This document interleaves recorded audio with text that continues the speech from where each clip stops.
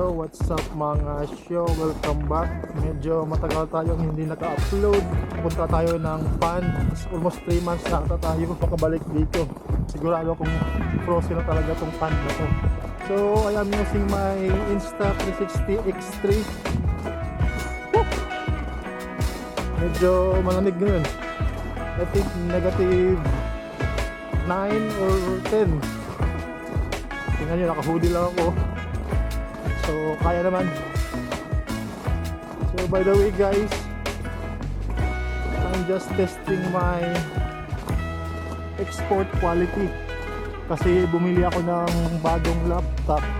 Kasi dati sa cellphone lang ako nag-edit yung mga videos natin, sa cellphone lang yun. So ngayon nakabili tayo ng bagong laptop. Test natin itong ating video, and then yun nga, itong Insta360 transfer natin sa ating laptop, and then doon tayo mag-edit ng ating video. At the same time, doon din tayo mag-export. Oh.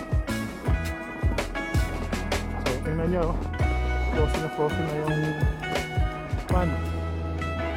Ay, naglalaro ng mga bata.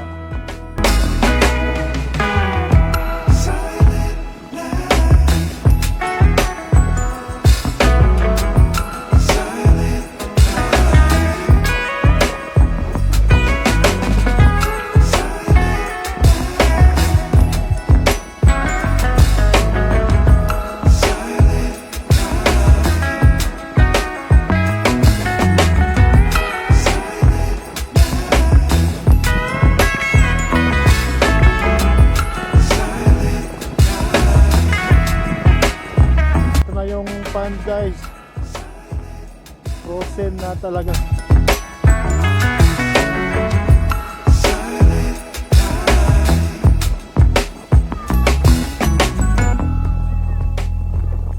By the way guys, I am using 40 by 30 frames per second sa ating camera settings.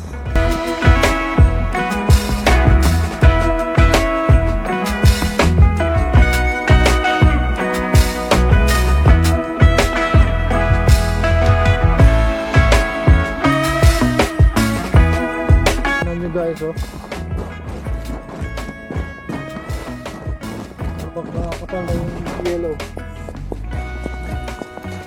Hello.